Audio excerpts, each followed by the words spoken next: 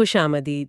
آج ہم ایک ایسے موضوع پر غور کر رہے ہیں جو شاید پہلی نظر میں تھوڑا الٹا لگے، جی بالکل۔ یعنی سیکھنے کے عمل کو مشکل بنا کر اسے بہتر کیسے بنایا جائے۔ صحیح کہا، یہ خیال عام فہمی کے تھوڑا خلاف جاتا ہے نا؟ ہاں، کیونکہ ہم تو سمجھتے ہیں کہ آسانی سے سیکھنا بہتر ہے۔ بالکل، لیکن ہمارے پاس کچھ ذرائع ہیں، خاص طور پر ایک کتاب میک اٹ سٹک سے کچھ حصے جو بتاتے ہیں کہ سیکھنے میں تھوڑی سی جدوجہد دراصل بہت فائدہ مند ہو سکتی ہے۔ اچھا، مطلب مشکل بہتر ہے؟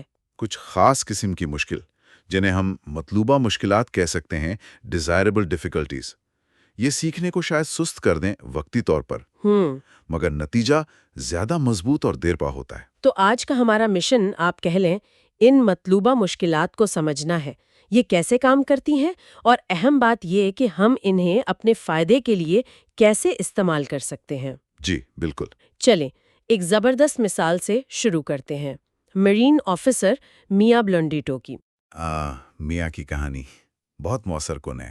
جی، یہ خاتون پاور لفٹنگ ریکارڈز بنا چکی تھیں، جسمانی طور پر انتہائی فٹ، لیکن انہیں گرنے سے شدید نفرت تھی، مطلب ایک فوبیا کی حد تک۔ جی ہاں، اور پھر بھی انہیں پیراشوٹ جمپ اسکول جانا پڑا۔ یہی تو بات ہے، انہیں ایک اہم پوزیشن کی پیشکش ہوئی، ایئر ڈیلیوری پلاٹون کمانڈر کی، جس کے لیے جمپ ٹریننگ لازمی تھی۔ بالکل۔ تو انہوں نے اپنے اس گہرے خوف کا سامنا کرنے کا فیصلہ کیا۔ یہ خود میں ایک بڑی بات ہے۔ یقیناً، اور ان کا جو ٹریننگ کا تجربہ ہے وہ ہمیں ان مطلوبہ مشکلات کے بارے میں بہت کچھ سکھاتا ہے۔ صحیح۔ وہ جمپ اسکول خود اس کی ایک جیتی جاگتی مثال تھا۔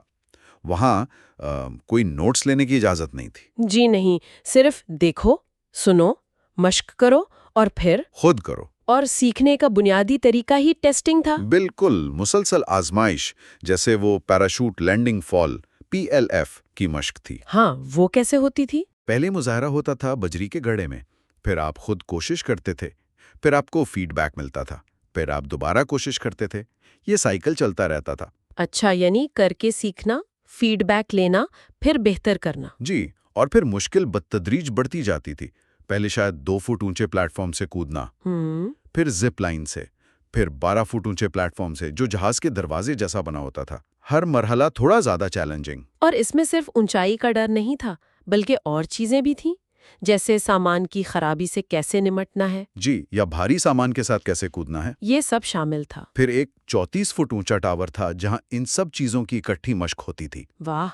اور اس پورے عمل میں آپ کہہ رہی تھی کہ وقفہ بھی تھا اور چیزیں ملی جلی بھی تھیں۔ ہاں، یہ اہم ہے، یعنی آپ کو مشق کے درمیان انتظار کرنا پڑتا تھا۔ اور مختلف مہارتوں کو ایک ساتھ ملایا جاتا تھا۔ انٹرلیونگ، یہ نہیں کہ پہلے صرف ایک ہی چیز کرتے رہو جب تک پرفیکٹ نہ ہو جائے۔ تو یہ آسان راستہ نہیں تھا۔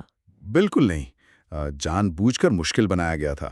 آخر میں تیسرے ہفتے 5 اصلی چھلانگیں لگانی تھی۔ اور میاں کے ساتھ ایک واقعہ بھی پیش آیا تھا۔ جی ہاں، ان کے تیسرے جمپ پر وہ چھلانگ لگانے کے بعد نیچے گریں تو ایک اور فوجی کے کھلے ہوئے پیراشوٹ پر جا گریں۔ اوہ، یہ تو بہت خطرناک لگتا ہے۔ تھا تو خطرناک، لیکن کمال یہ ہے کہ میاں بالکل نہیں گھبرائیں۔ واقعی؟ انہوں نے بعد میں بتایا کہ میں بس تیر کر اس کے پیراشوٹ سے نکل گئی، جیسے کوئی خاص بات ہی نہ ہو۔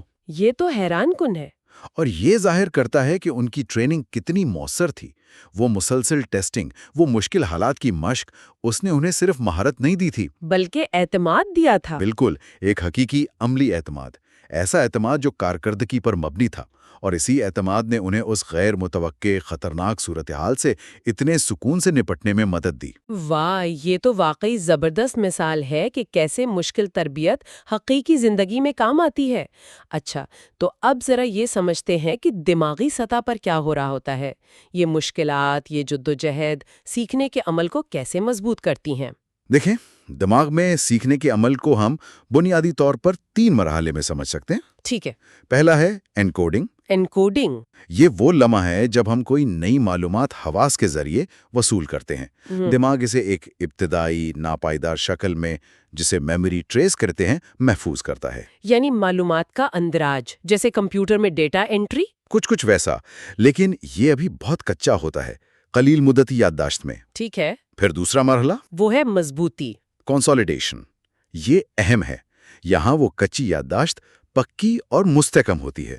دماغ نئی معلومات کو منظم کرتا ہے، اسے معنی دیتا ہے اور سب سے اہم بات، اسے ہمارے پہلے سے موجود علم کے ساتھ جوڑتا ہے۔ اچھا، یہ ربط بنانا ضروری ہے۔ بہت ضروری ہے، اور اس عمل میں وقت لگتا ہے، کئی گھنٹے یا شاید دن بھی۔ اور ایک دلچسپ بات یہ ہے کہ نیند اس میں بہت مدد کرتی ہے۔ نیند؟ وہ کیسے؟ نیند کے دوران دماغ ایک طرح سے دن بھر کی معلومات کو پروسیس کرتا ہے، منظم کرتا ہے اور طویل مدتی یادداشت لانگ ٹرم میموری میں منتقل کرتا ہے۔ آپ اسے یوں سمجھیں جیسے آپ کسی مضمون کا پہلا ڈرافٹ لکھیں جو بکھرا ہوا ہو، اور پھر اسے ایڈٹ کریں، بہتر بنائیں، نکات کو جوڑیں۔ یہ اچھی مثال ہے۔ تو انکوڈنگ، کنسولیڈیشن اور تیسرا کیا ہے؟ تیسرا ہے بازیافت، ریٹریول، یعنی ضرورت پڑنے پر معلومات کو یاد کرنا۔ اور یہ صرف یادداشت کی جانچ نہیں ہے۔ اچھا۔ جی، یہاں ایک اور عمل ہوتا ہے جسے دوبارہ مضبوطی، ریکنسولیڈیشن کہتے ہیں۔ جب ہم کسی چیز کو یاد کرنے کی کوشش کرتے ہیں تو وہ یادداشت نہ صرف ہمارے سامنے آتی ہے، بلکہ وہ تھوڑی دیر کے لیے دوبارہ قابل ترمیم یا لچکدار ہو جاتی ہے، یعنی اسے بدلا جا سکتا ہے؟ یا مضبوط کیا جا سکتا ہے۔ ہر بار جب آپ کسی چیز کو یاد کرنے کی کوشش کرتے ہیں، خاص طور پر اگر اس کوشش میں تھوڑی محنت لگے، تو آپ دراصل اس یادداشت کو مزید پکا کر رہے ہوتے ہیں۔ آپ اسے نئی معلومات سے جوڑنے کے نئے راستے بنا رہے ہوتے ہیں۔ اوہ، تو خود کو ٹیسٹ کرنا یا چیزوں کو یاد کرنے کی کوشش کرنا دراصل سیکھنے کے عمل کا حصہ ہے؟ یہ صرف یہ دیکھنے کے لیے نہیں کہ کتنا یاد ہے۔ بالکل یہی نکتہ ہے۔ بازیافت کی مشق، ریٹریول پریکٹس، سیکھنے کا ایک بہت طاقتور ذریعہ ہے، اور مؤثر بازیافت کے لیے اشارے یعنی ریٹریول کیوز بہت اہم ہیں۔ اشارے جیسے؟ یہ وہ ذہنی چابیاں ہیں جو یادداشت کے تالے کھولتی ہیں۔ کوئی لفظ، کوئی تصویر، کوئی خوشبو، کوئی جگہ، کچھ بھی جو اس یادداشت سے جڑا ہو۔ جتنے زیادہ اور واضح اشارے ہوں گے، اتنا ہی آسان یاد کرنا ہوگا۔ اور کبھی کبھی پرانی چیزیں بھولنا بھی پڑتا ہے نئی سیکھنے کے لیے؟ ہاں، یہ بھی ہوتا ہے۔ کبھی پرانے اشارے اتنے مضبوط ہوتے ہیں کہ وہ نئی ملتی جلتی معلومات کو یاد کرنے میں رکاوٹ بنتے ہیں۔ جیسے اگر آپ پہلے فرانسیسی سیکھ چکے ہیں اور اب اطالوی سیکھ رہے ہیں، تو شروع میں شاید فرانسیسی الفاظ ذہن میں آئیں۔ آپ کو ان پرانے اشاروں کو تھوڑا دبانا پڑتا ہے۔ ہاں، یہ تو ہوتا ہے۔ یا جیسے پرانا فون نمبر یا پتہ وہ نئے والے کے ساتھ مکس ہو جاتا ہے۔ بالکل، اشارے کمزور پڑ جاتے ہیں یا غلط چیز سے جڑ جاتے ہیں۔ تو اس سب کا مطلب یہ ہوا کہ اگر کوئی چیز بہت آسانی سے فوراً یاد آ جائے تو شاید وہ اتنی پکی یاد نہیں ہوئی۔ یہ تو بالکل الٹ بات لگ رہی ہے۔ یہی تو دلچسپ دریافت ہے۔ تحقیق یہی بتاتی ہے، یاد کرنے کی کوشش میں جتنی زیادہ محنت درکار ہوگی، ایفرٹفل ریٹریول، اتنا ہی وہ سیکھنا مضبوط اور دیرپا ہوگا۔ آسانی اور پائیداری میں اکثر ایک الٹا تعلق ہے۔ اس کی کوئی اور مثال ہے جو اس بات کو واضح کرے؟ جی ہاں، کیل پولی بیس بال ٹیم کی ایک تحقیق ہے، بہت مشہور ہے۔ انہوں نے بیٹنگ کی اضافی مشق کو 2 مختلف طریقوں سے کروایا۔ اچھا۔ ایک گروپ نے وہ کیا جو عام طور پر ہوتا ہے، ایک ہی قسم کی 15 گیندیں کھیلیں، مثلا صرف فاسٹ بال، پھر اگلی 15 صرف کرو بال وغیرہ۔ اسے کہتے ہیں میسڈ پریکٹس، یعنی ایک ہی چیز کی لگاتار مشق۔ ٹھیک ہے، اس سے تو لگتا ہے جلدی سیکھ جائیں گے۔ اور ایسا ہی لگا بھی۔ ان کی کارکردگی فوراً بہتر ہو گئی۔ انہیں لگا کہ وہ بہت اچھا سیکھ رہے ہیں، مشق آسان محسوس ہوئی۔ ٹھیک ہے، اور دوسرا گروپ؟ دوسرے گروپ نے مشکل طریقہ اپنایا۔ انہیں 3 قسم کی گیندیں، فاسٹ بال، کرو بال، چینج اپ، ملی جلی بے ترتیب میں پھینکی گئیں۔ Interlude practice. کل 45 گیندیں، لیکن ہر گیند ایک نیا چیلنج تھا۔ اوہ، تو انہیں ہر بار ایڈجسٹ کرنا پڑتا ہوگا۔ بالکل، ان کی کارکردگی آہستہ آہستہ بہتر ہوئی۔ انہیں مشق زیادہ مشکل لگی۔ انہیں لگا کہ وہ اتنا اچھا نہیں سیکھ رہے۔ لیکن اصل نتیجہ کیا نکلا؟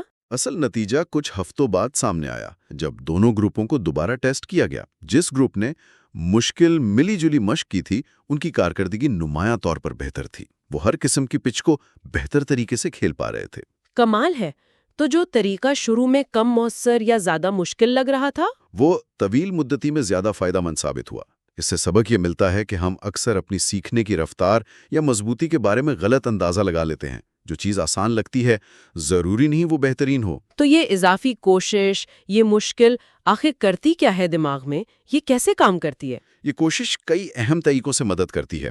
ایک تو جیسا ہم نے پہلے بات کی، یہ یادداشت کی دوبارہ مضبوطی یعنی ریکنسالیڈیٹنگ میموری کرتی ہے۔ جب آپ کوشش سے یاد کرتے ہیں، دماغ کو معلومات کو صرف صدا سے اٹھانا نہیں پڑتا بلکہ اسے دوبارہ تعمیر کرنا پڑتا ہے۔ اس سے وہ یادداشت گہری اور زیادہ لچکدار ہوتی ہے۔ ٹھیک ہے، پہلا نقطہ یہ ہوا۔ دوسرا، یہ ذہنی ماڈلز بنانے میں مدد کرتی ہے۔ جب آپ کسی پیچیدہ مہارت یا تصور کی کافی مشقت بھری مشق کرتے ہیں تو وہ چیزیں آپ کے دماغ میں ایک منظم، مربوط ڈھانچے یا ماڈل کی شکل اختیار کر لیتی ہیں۔ جیسے گاڑی چلانا، شروع میں آپ کو گیئر، کلچ، اسٹیئرنگ، بریک سب پر الگ الگ دھیان دینا پڑتا ہے، لیکن کافی مشق کے بعد یہ سب ایک واحد خودکار مہارت بن جاتی ہے، ایک ذہنی ماڈل بن جاتا ہے۔ پھر آپ اس ماڈل کو مختلف سڑکوں، مختلف حالات میں استعمال کر سکتے ہیں۔ اچھا، یعنی وہ چیز صرف رٹا نہیں رہتی بلکہ ایک سمجھ بن جاتی ہے جو مختلف جگہوں پر کام آتی ہے۔ بالکل۔ تیسرا فائدہ یہ ہے کہ یہ مہارت کو وسیع کرتی ہے۔ جب آپ مختلف اوقات میں، مختلف سیاق و سباق میں اور ملی جلی چیزوں کی مشق کرتے ہیں تو آپ کے دماغ میں زیادہ متنوع رابطے بنتے ہیں۔ اس کا کیا مطلب ہوا؟ اس کا مطلب ہے کہ آپ نہ صرف یہ سیکھتے ہیں کہ ایک چیز کیا ہے، بلکہ یہ بھی کہ وہ دوسری چیزوں سے کیسے مختلف ہے اور کیسے جڑی ہوئی ہے۔ اس سے آپ کا علم زیادہ لچکدار بنتا ہے۔ آپ اسے زیادہ مختلف حالات میں استعمال کر پاتے ہیں۔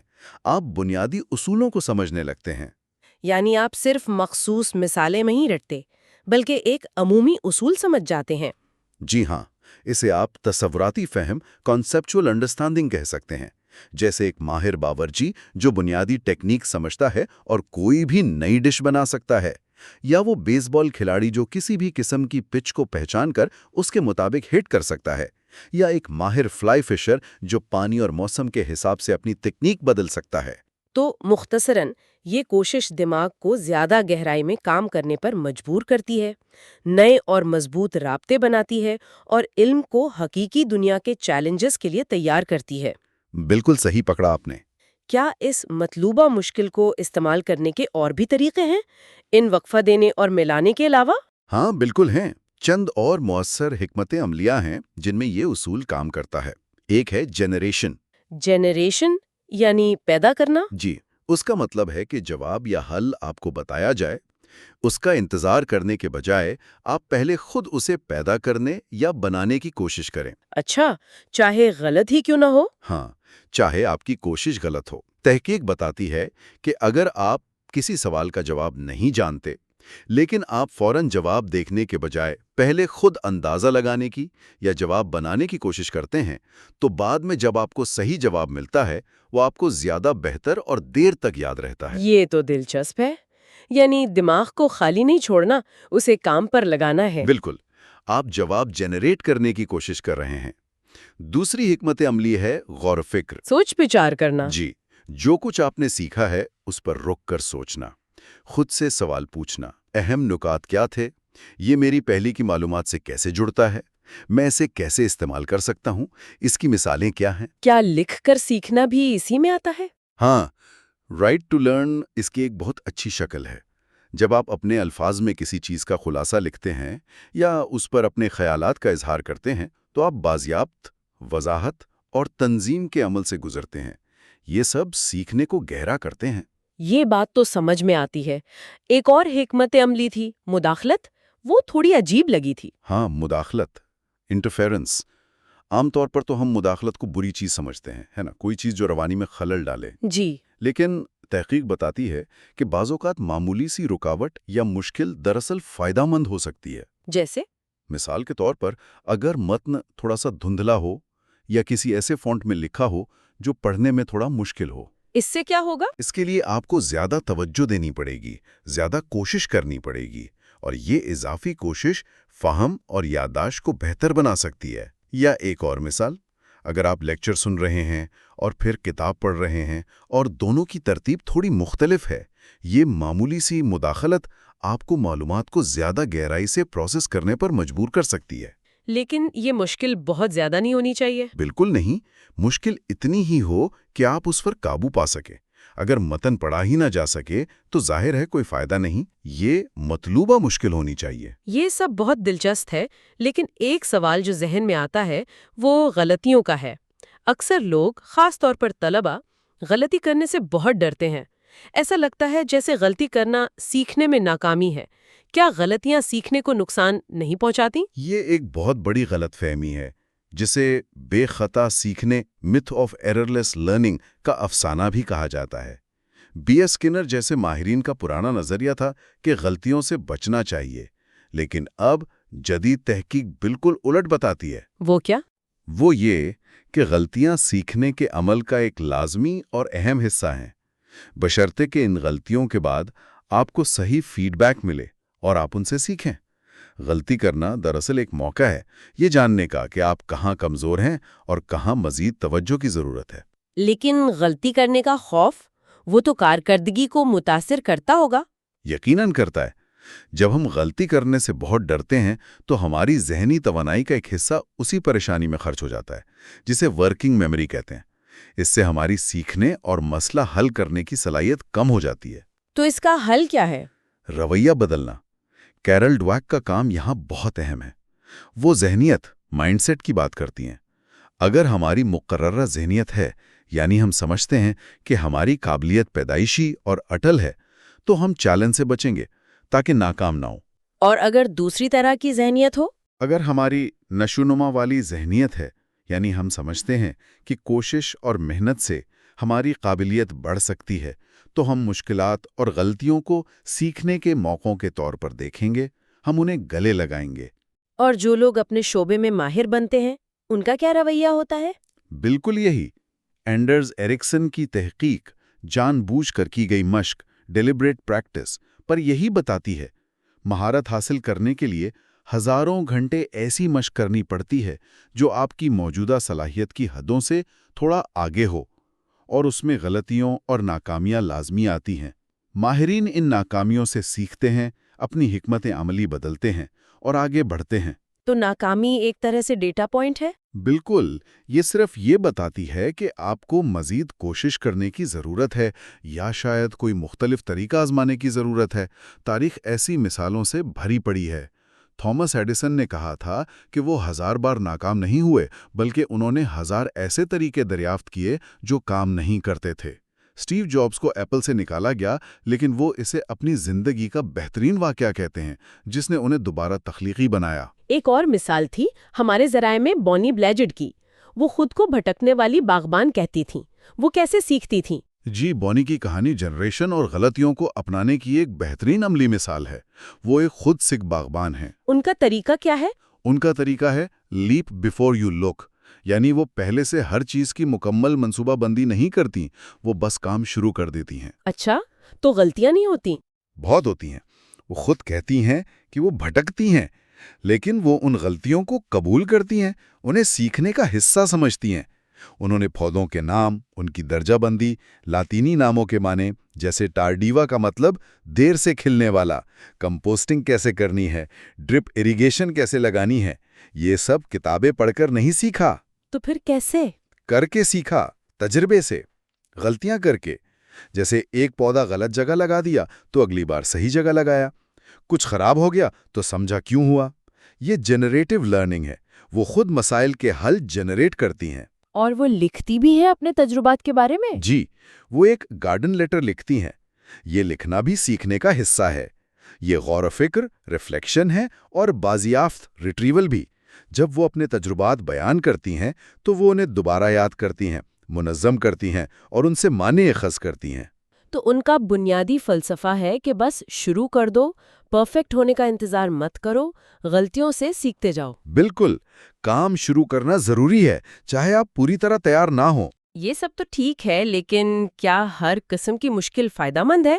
یا کوئی ایسی مشکل بھی ہے جو مطلوبہ نہیں بلکہ صرف نقصان دہ ہے؟ یہ بہت اہم سوال ہے، اور اس کا جواب ہے کہ نہیں، ہر مشکل فائدہ مند نہیں ہوتی۔ تو ناپسندیدہ مشکلات کون سی ہیں؟ دیکھیں، ناپسندیدہ مشکلات وہ ہیں جن پر قابو پانے کے لیے سیکھنے والے کے پاس ضروری بنیادی علم یا مہارت ہی نہ ہو۔ مثال کے طور پر اگر میں آپ کو کوانٹم فزکس کا کوئی مضمون ایسی زبان میں پڑھنے کو دوں جو آپ کو آتی ہی نہیں، تو وہ تو صرف مایوسی ہوگی۔ بالکل، آپ کوشش کے باوجود کچھ نہیں سیکھ پائیں گے۔ یہ ناپسندیدہ مشکل ہے۔ یا اگر آپ کو کوئی ایسا کام دیا جائے جس کے لیے ضروری پس منظر کا علم آپ کے پاس نہیں ہے، تو وہ مشکل بھی فائدہ مند نہیں ہوگی۔ اور کوئی قسم؟ وہ مشکلات بھی ناپسندیدہ ہیں جو آپ کو جو مہارت سیکھنی ہے اسے بہتر بنانے میں مدد نہ کریں۔ مشکل ایسی ہونی چاہیے جو کوشش سے حل ہو سکے اور جس کا تعلق اس اصل مہارت سے ہو جو آپ سیکھنا چاہتے ہیں۔ چیلنج کی سطح مناسب ہونی چاہیے، نہ بہت آسان نہ ناقابل عبور۔ ٹھیک ہے، یہ فرق سمجھنا ضروری ہے۔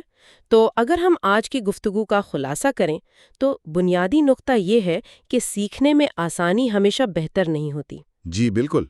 جان بوجھ کر تھوڑی مشکل شامل کرنا، جیسے مشق میں وقفہ دینا، اسپیسنگ، مختلف موضوعات یا مہارتوں کو ملا کر مشق کرنا، انٹرلیونگ، جواب دیکھنے سے پہلے خود کوشش کرنا، جنریشن، اور غلطیوں کو سیکھنے کے عمل کا حصہ سمجھنا، یہ سب طریقے دراصل ہماری یادداشت کو گہرا کرتے ہیں اور علم کو مضبوط اور زیادہ قابل استعمال بناتے ہیں۔ میاں کے جم اسکول کی مثال، کیل پولی کی بیس بال ٹیم اور بونی کی باغبانی، یہ سب اسی طرف اشارہ کرتے ہیں۔ اصل بات یہ ہے کہ جو چیز قلیل مدت میں آسان یا تیز لگتی ہے وہ اکثر طویل مدتی سیکھنے کی قیمت پر آتی ہے۔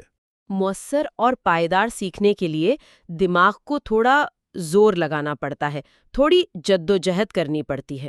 اور یہی زور اسے معلومات کو بہتر طریقے سے پروسیس کرنے، نئے رابطے بنانے اور مستقبل میں مختلف حالات میں استعمال کے لیے تیار کرنے پر مجبور کرتا ہے۔